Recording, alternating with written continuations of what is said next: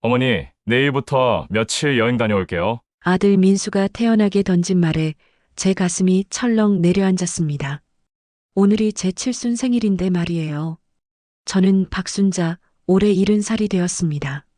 남편이 세상을 떠난 지 3년째 아들 가족과 함께 살고 있죠.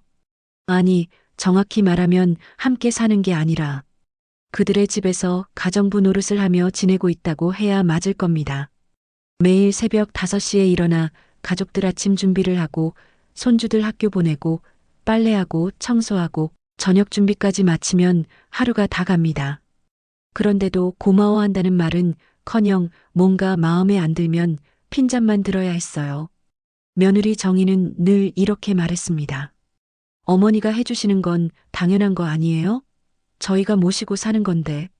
모시고 산다고요? 웃기는 소리죠. 제가 이 집 전세금 반 이상을 대줬는데 말이에요. 남편이 남겨준 유산으로 아들 가족이 편하게 살 수 있도록 해줬건만 그들에게 저는 그저 무료 가정부일 뿐이었습니다. 오늘 칠순 생일을 맞아 소소한 기대를 했던 제가 바보였어요. 아침부터 손주들 도시락 싸고 빨래 널고 했는데 누구 하나 생일 축하한다는 말을 해주지 않더군요. 저녁 식사 때도 마찬가지였습니다. 혹시나 해서 케이크라도 준비했나 기대했는데 평상시와 다를 바 없는 식탁이었어요.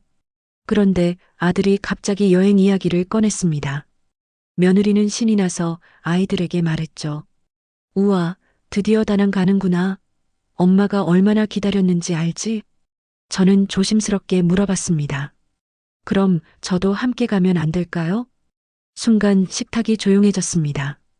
아들과 며느리가 서로 눈짓을 주고받더니 민수가 어색하게 웃으며 말했어요. 어머니는 집에서 쉬세요. 젊은 사람들끼리 가는 여행이라 어머니께는 힘들 것 같아서요. 힘들다고요? 제가 언제 힘들다고 했나요? 그동안 가족들과 어디 한번 제대로 여행을 가본 적이 있었나요? 남편 장례 치르고 난 후 단 한 번도 없었습니다. 며느리가 덧붙였어요. 그리고 어머니 없는 동안 집도 좀 정리하시고 혼자만의 시간도 가져보세요. 혼자만의 시간이라니요. 제가 언제 혼자가 아니었다고 그런 말을 하는 건가요? 이 집에서 저는 늘 투명인간이었는데 말이에요. 손주들마저 신나게 여행 준비 이야기만 하고 있었습니다. 할머니 생일인 줄도 모르는 채로 말이죠. 아니, 알고도 모른 척하는 건지도 모르겠네요. 그날 밤 가족들이 모두 잠든 후 저는 혼자 거실에 앉아 있었습니다. 칠순이라는 나이가 이렇게 무겁게 느껴진 적이 없었어요.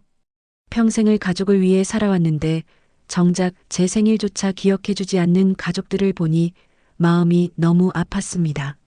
창밖을 바라보며 생각했어요. 이대로 계속 살아야 하나? 제 인생은 정말 이게 전부인가? 분노와 슬픔이 섞인 복잡한 감정이 가슴속에서 꿈틀거렸습니다. 다음 날 새벽 가족들은 서둘러 짐을 챙기기 시작했습니다. 저는 평소와 다름없이 아침 식사를 준비하면서도 마음 한구석이 씁쓸했어요. 어머니, 냉장고에 반찬 많이 해두셨으니까 데워 드시고요. 며느리 정희가 마치 큰 배려라도 하는 듯 말했습니다. 하지만 제가 보기에는 그저 형식적인 인사에 불과했어요. 아들 민수는 가방을 들고 나오면서 말했죠. 어머니, 사나흘 후에 돌아올게요. 집 잘 지켜주세요. 집을 잘 지켜달라고요? 마치 제가 관리인이라도 되는 것처럼 말하는군요. 손주들은 신이 나서 여행 가방을 끌고 나갔습니다. 평소에 그렇게 사랑한다고 말하던 할머니에게는 인사 한마디 없이 말이에요. 현관문이 닫히고 나서야 집안이 고요해졌습니다.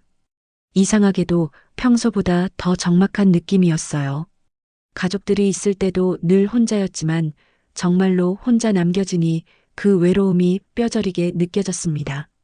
점심시간이 되어서야 저는 충격적인 사실을 알게 되었습니다. 이웃집 김씨 아주머니가 찾아와서는 이런 말을 하더군요. 순자 씨, 아드님 가족이 다낭으로 여행 갔다면서요? 며느리가 한 달 전부터 여행 준비한다고 자랑하던데 가족여행이라며 얼마나 좋아하던지요. 한 달 전부터요? 저는 어제서야 들었는데 말이에요. 김 아주머니는 계속해서 말했습니다. 며느리가 그러더라고요. 어르신들 모시고 여행 가면 불편하다고 젊은 사람들끼리 가야 제대로 즐길 수 있다고 말이에요. 그 순간 제 머릿속이 하얘졌습니다. 불편하다고요? 제가 그들에게 불편한 존재였던 건가요? 김아주머니는 눈치를 채고 어색해하며 돌아갔지만 저는 한동안 그 자리에 서 있을 수밖에 없었어요.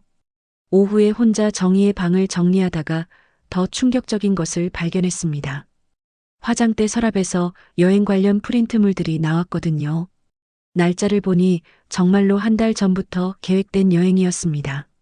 숙소 예약증, 항공권 예약 내역까지 모든 게 다 준비되어 있었어요.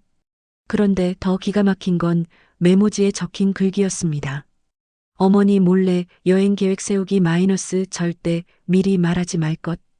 이런 메모까지 써가면서 저를 속였다는 얘기입니다. 제 손이 덜덜 떨렸어요. 분노와 배신감이 동시에 밀려왔습니다. 그날 저녁 혼자 먹는 식사가 이렇게 쓸쓸할 줄 몰랐습니다. 평소에도 가족들과 함께 먹으면서 대화다운 대화를 나눈 적이 없었지만 그래도 사람들 소리라도 있었는데 말이에요. 핸드폰을 들여다보니 가족들이 올린 사진들이 보였습니다. 다낭 공항에서 찍은 사진, 호텔 수영장에서 즐거워하는 모습들이요. 모두가 환한 미소를 지으며 행복해 보였습니다. 저 없이도 이렇게 즐거울 수 있구나 하는 생각이 들면서 가슴이 미어졌어요. 특히 손주들이 가족여행 최고라고 적은 글을 보니 더욱 서러웠습니다. 저는 가족이 아닌 건가요? 그동안 제가 이 집에서 한 모든 일들이 의미 없는 것이었나요? 그날 밤 저는 처음으로 제 인생에 대해 진지하게 생각해 봤습니다. 남편과 결혼해서 지금까지 누구를 위해 살아왔는지, 정작 저 자신을 위해서는 뭘 해봤는지 말이에요. 답은 뻔했습니다. 아무것도 없었어요. 70년을 살면서 이렇게 무시당하고 배신당한 기분은 처음이었습니다. 분노가 치밀어 올랐지만 동시에 묘한 해방감도 느껴졌어요. 이제는 정말로 제 마음대로 살아도 되는 건 아닐까요? 가족들이 떠나고 이틀째 되던 날 저는 더 이상 참을 수 없었습니다. 오전에 집 정리를 하다가 정희가 숨겨둔 또 다른 메모를 발견했거든요. 시어머니 성격상 여행 얘기하면 따라가고 싶어 할 텐데 절대 안 된다. 우리끼리만 가야 편하다. 편하다고요? 제가 그렇게 불편한 존재였단 말인가요? 그동안 이 집 살림을 누가 해왔는지, 손주들 뒷바라지를 누가 했는지 생각해 보라고 말이에요. 더 기가 막힌 건 그 밑에 적힌 글이었습니다.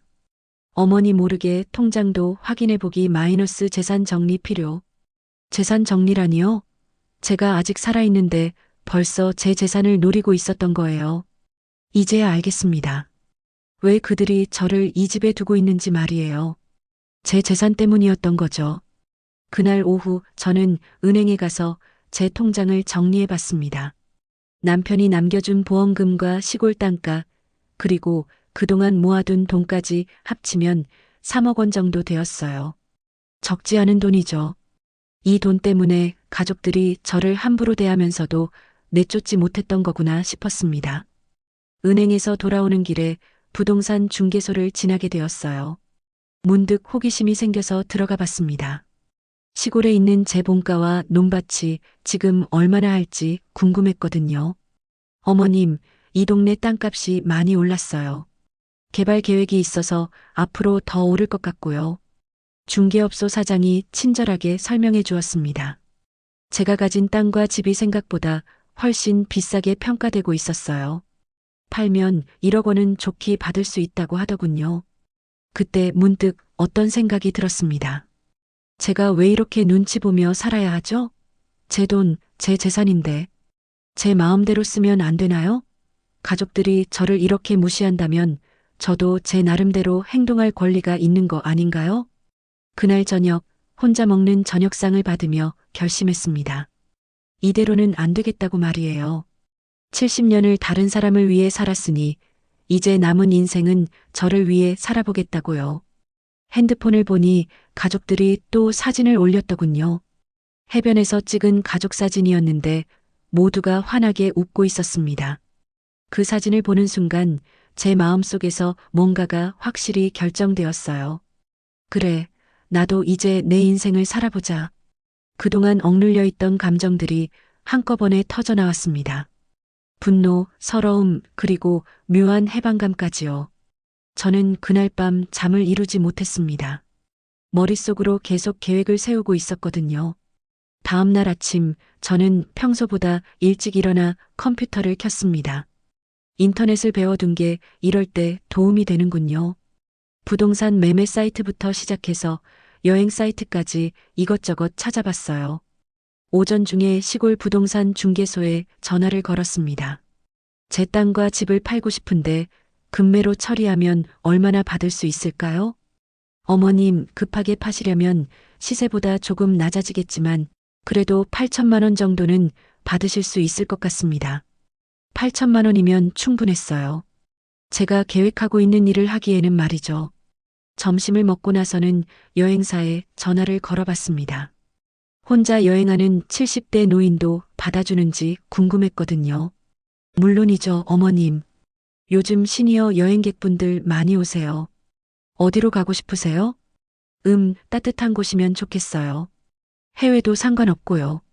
저는 그때까지도 확실히 결정하지 못했었어요. 하지만 통화를 하면서 점점 마음이 굳어지고 있었습니다.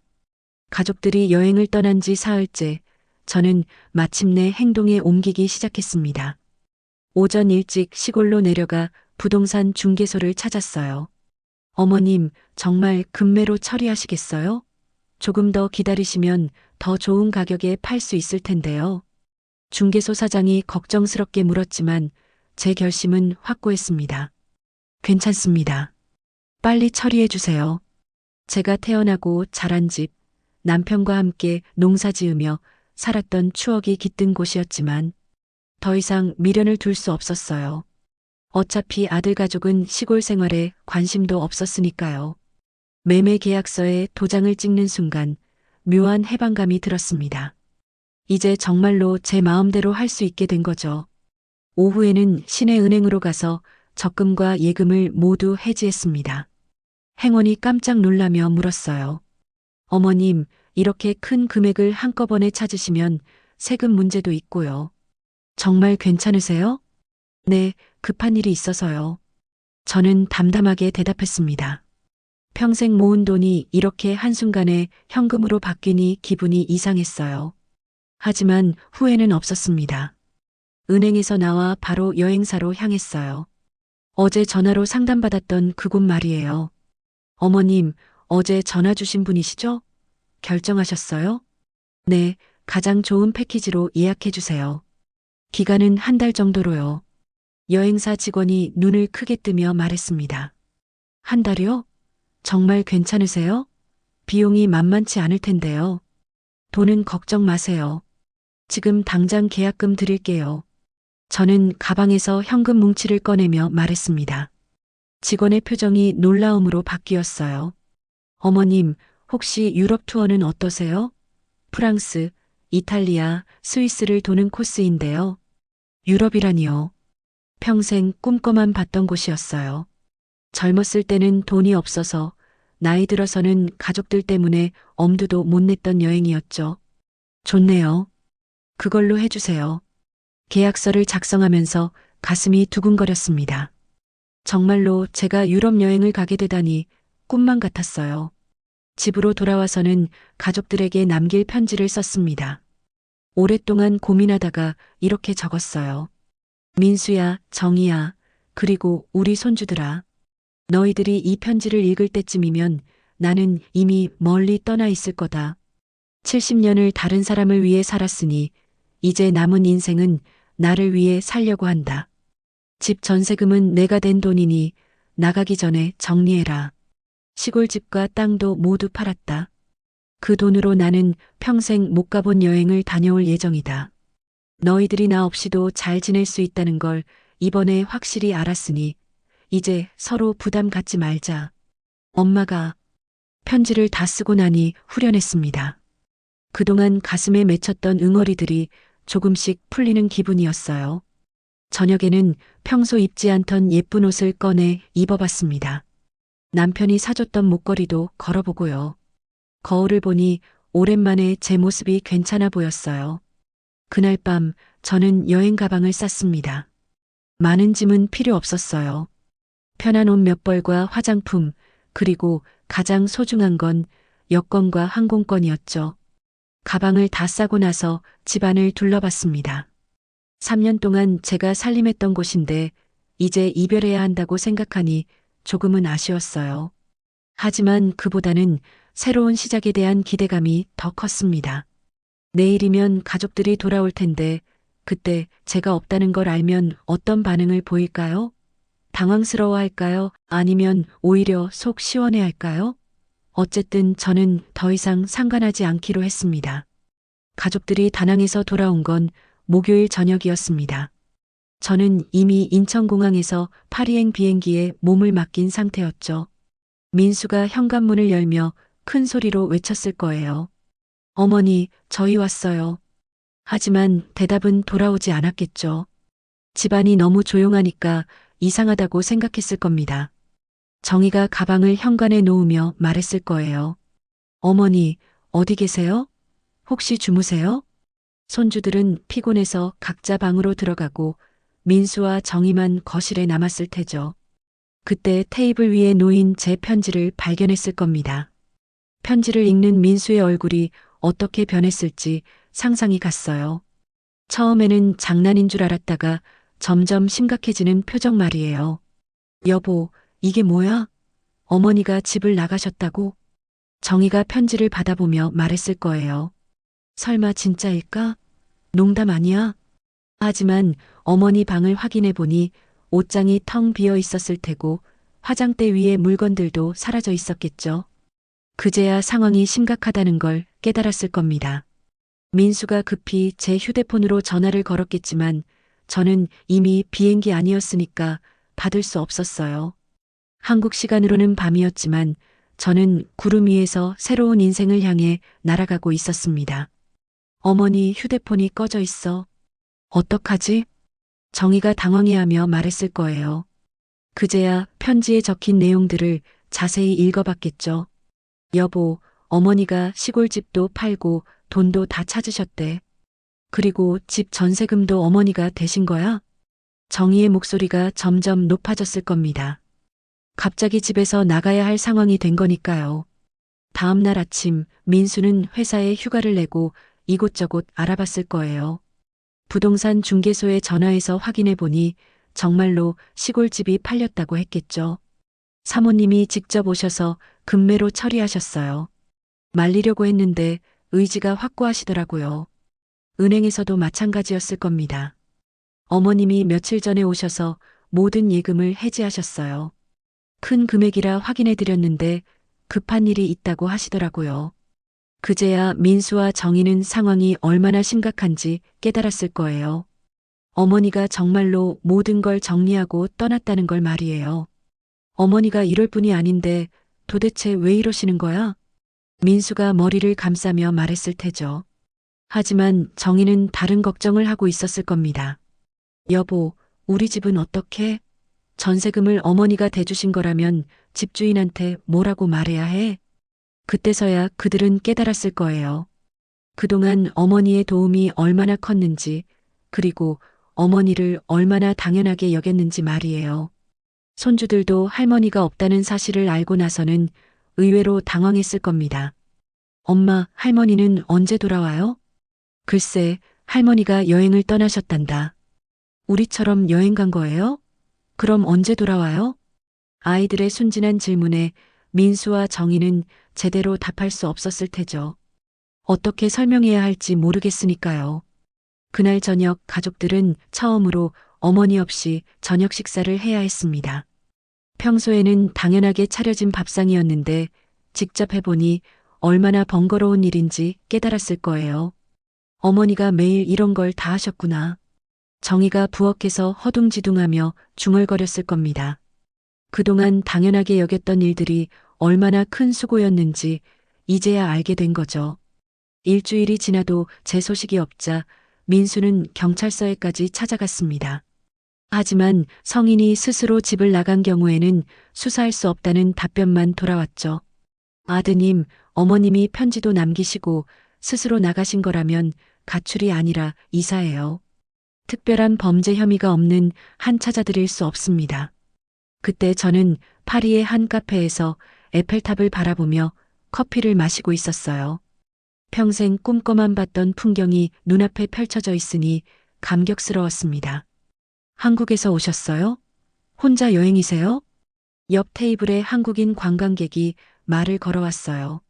네, 70살에 처음 해보는 해외여행이에요. 와, 대단하세요. 저희는 가족여행인데 어머님처럼 용기 있게 혼자 여행하는 분은 처음 봐요. 그 말을 들으니 기분이 좋았습니다. 용기 있다는 말을 들어본 게 얼마만인지 모르겠어요. 한편 집에서는 문제가 계속 터지고 있었습니다. 집주인이 전세금 관련해서 연락을 했거든요. 임차인분이 바뀌시나요? 계약자가 다른 분으로 되어 있는데 정확한 상황을 알려주세요. 민수는 그제야 깨달았을 거예요. 전세 계약서상 계약자가 저로 되어 있다는 걸 말이에요. 제 돈으로 전세를 잡았으니 당연한 일이었죠. 집주인한테 뭐라고 말해야 해? 어머니 명의로 된 집인데. 어머니가 없으면 우리가 여기서 나가야 하는 거 아니야? 정희가 울먹이며 말했을 테죠. 그제야 현실이 피부로 와 닿았을 거예요. 더 큰 문제는 생활비였습니다. 그동안 저는 생활비 상당 부분을 보태고 있었거든요. 제 연금과 적금 이자로 식비며 공과금이며 많은 부분을 제가 부담했었어요. 여보, 이번 달 공과금이 너무 많이 나왔어. 어머니가 계실 때는 이렇게 많이 안 나왔는데. 어머니가 늘 절약하라고 하셨잖아. 우리가 너무 신경 안 쓰고 살았나 봐. 그제야 그들은 깨달았을 거예요. 제가 얼마나 알뜰하게 살림을 꾸려왔는지 말이에요. 손주들도 할머니가 없는 생활이 불편하다고 투덜거리기 시작했을 겁니다. 엄마, 할머니가 해주시던 도시락이 그리워요. 엄마가 해주는 건 맛없어요. 할머니는 언제 돌아오세요? 할머니가 없으니까 집이 이상해요. 아이들의 말에 정희는 더욱 스트레스를 받았을 거예요. 그동안 당연하게 여겼던 할머니의 존재가 얼마나 큰 도움이었는지 이제야 깨닫게 된 거죠. 이틀째, 민수는 회사에서도 집중할 수 없었을 겁니다. 동료가 물어봤을 거예요. 요즘 무슨 일 있어? 표정이 안 좋은데. 사실 저희 어머니가 갑자기 집을 나가셨어요. 어머니가? 무슨 일로? 민수는 그제야 상황을 설명하면서 자신들의 잘못을 돌아보게 되었을 겁니다. 저희가 여행 갈 때 어머니를 빼고 간 게 문제였나 봐요. 그거 좀 심했네. 어머니 칠순이셨다면서? 생일날 가족들이 여행을 간다고? 동료의 말에 민수는 더욱 죄책감을 느꼈을 거예요. 그날 저녁 정희가 집에서 울고 있을 때 이웃집 김씨 아주머니가 찾아왔습니다. 정희야, 순자 씨 소식 있어? 아니요, 아직 연락이 안 와요. 참, 그분이 떠나기 전에 나한테 한 말이 있어서 왔어. 김 아주머니가 조심스럽게 말을 꺼냈어요. 순자 씨가 그러더라고. 자기가 이 집에서 얼마나 외로웠는지 모른다고. 가족들이 있어도 늘 혼자였다고 하면서 눈물을 흘리더라고. 그 말을 듣고 정희는 더욱 가슴이 아팠을 거예요. 그리고 칠순 생일날 아무도 축하해주지 않아서 얼마나 서러웠는지 모른다고 했어. 특히 가족들이 자기를 빼고 여행 가는 걸 한 달 전부터 계획했다는 걸 알았을 때는 정말 배신감을 느꼈다고 하더라고. 정희는 그제야 깨달았을 겁니다. 자신들이 얼마나 큰 실수를 했는지 말이에요. 아주머니, 저희가 정말 잘못했네요. 어머니 마음을 너무 몰라드린 것 같아요. 지금이라도 찾아서 사과하면 되지 않을까? 순자 씨도 마음속으로는 가족들이 그리울 거야. 하지만 어디서 어떻게 찾아야 할지 막막했을 거예요. 그때 저는 로마의 콜로세움 앞에서 사진을 찍고 있었습니다. 여행 가이드가 말했어요. 어머님, 혼자 여행 오신 분 중에 가장 밝아 보이세요. 가족분들이 많이 그리우시겠지만 이렇게 용기 있게 여행하신 건 정말 멋져요.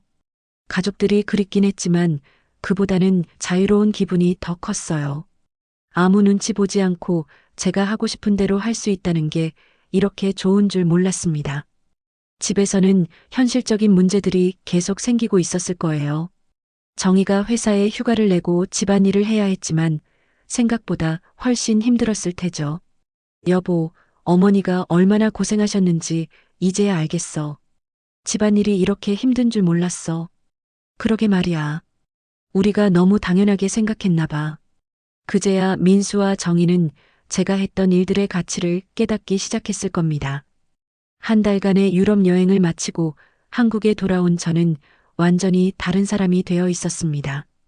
파리에서 만난 한국인 부부의 도움으로 서울에 작은 원룸을 구했어요. 어머님, 정말 멋진 결정이셨어요. 70의 새로운 인생을 시작하시다니. 부동산 중개사도 감탄하며 말했습니다. 강남은 아니지만 지하철역 근처의 깔끔한 원룸이었어요. 혼자 살기에는 충분했죠. 집을 구하고 이사를 마친 후 저는 민수에게 연락했습니다. 한 달 반 만에 연락이었어요. 어머니, 정말 어머님이세요? 어디 계세요? 저희가 얼마나 걱정했는지 아세요? 민수의 목소리가 다급했습니다. 걱정할 것 없어. 나는 잘 지내고 있다.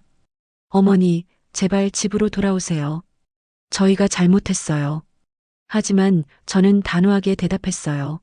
아니다. 나는 이제 내 집에서 살 거야. 어머니 집이 어디세요? 제가 찾아뵐게요.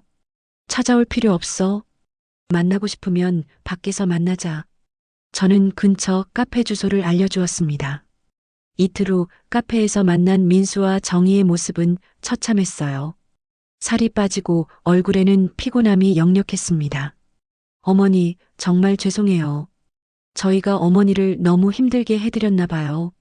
정희가 눈물을 흘리며 말했습니다. 지금 와서 미안하다고? 그동안 나를 어떻게 대했는지 잊었니? 제 목소리는 차가웠어요. 어머니, 저희가 정말 잘못했어요. 다시 집으로 돌아와 주세요. 민수가 애원했지만 저는 고개를 저었습니다. 너희들이 지금 어떤 기분인지 알겠니? 바로 그게 내가 그동안 느꼈던 기분이야. 무시당하고 당연하게 여겨지고 필요할 때만 찾는 기분 말이야. 두 사람은 아무 말도 못했어요. 그리고 말이다. 집 전세 계약은 4명이니까 내가 정리했어. 너희들은 다른 집을 구해서 살아라. 어머니, 그럼 저희는 어떻게 해야 해요? 그동안 나 없이도 잘 지낼 수 있다고 생각했잖아. 이제 정말로 나 없이 살아봐라. 저는 가방에서 서류 뭉치를 꺼내 테이블에 놓았어요. 이게 뭐예요? 전세해지 통지서야. 다음 달까지 집을 비워줘. 민수의 얼굴이 하얗게 변했습니다.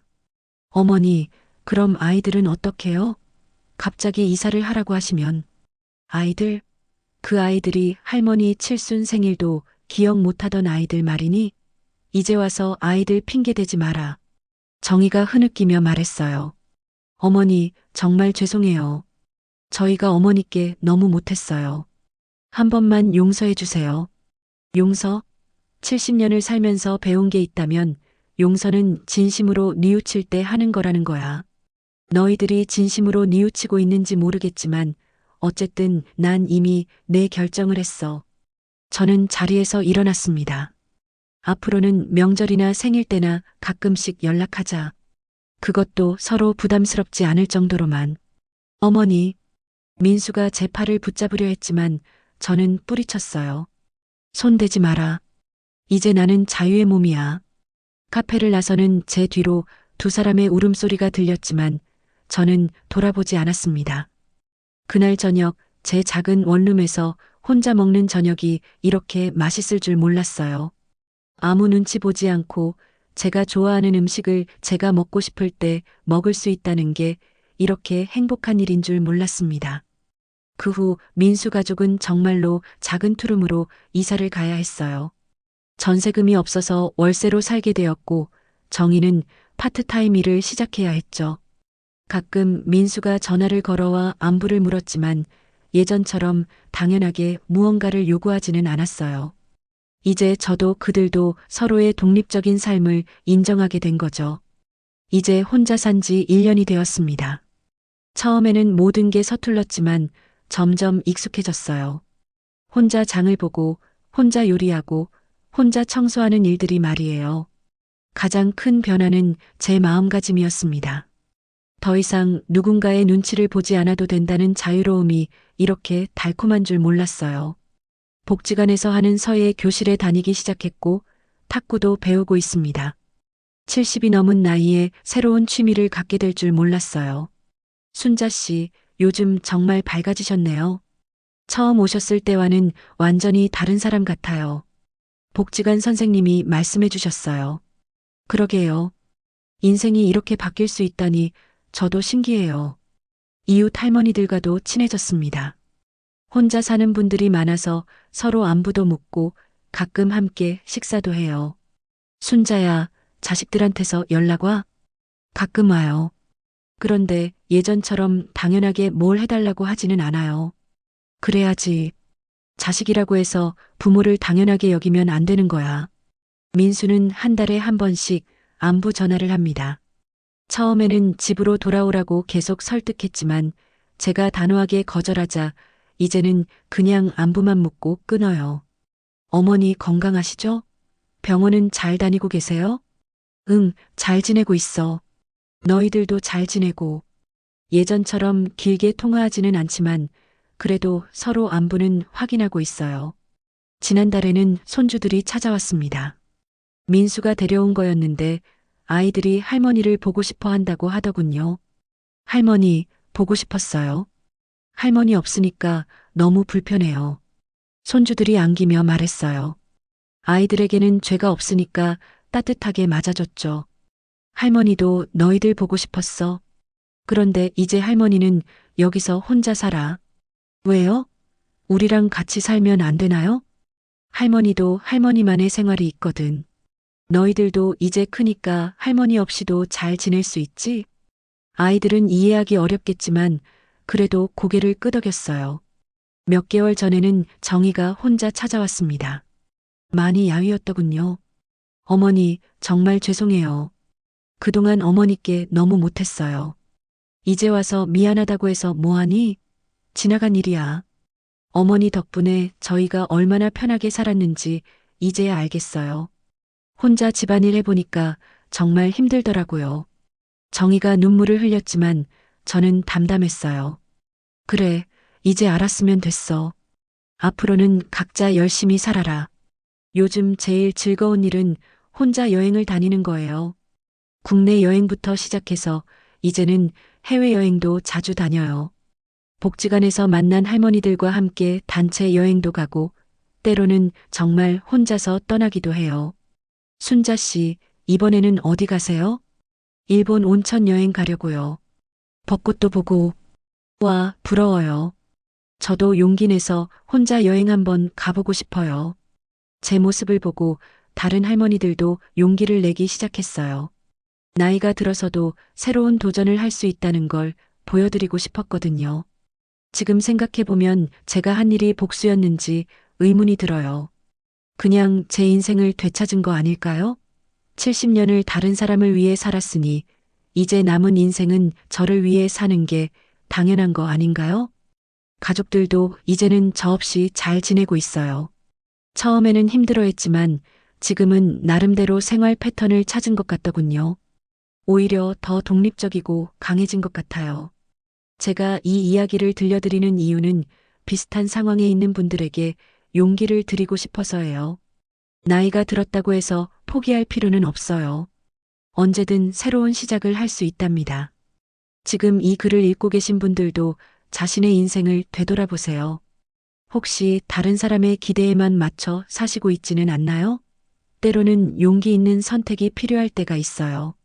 여러분의 소중한 댓글과 구독, 좋아요가 이런 이야기들을 계속 들려드릴 수 있는 힘이 됩니다. 여러분의 인생 이야기도 언제든 들려주세요.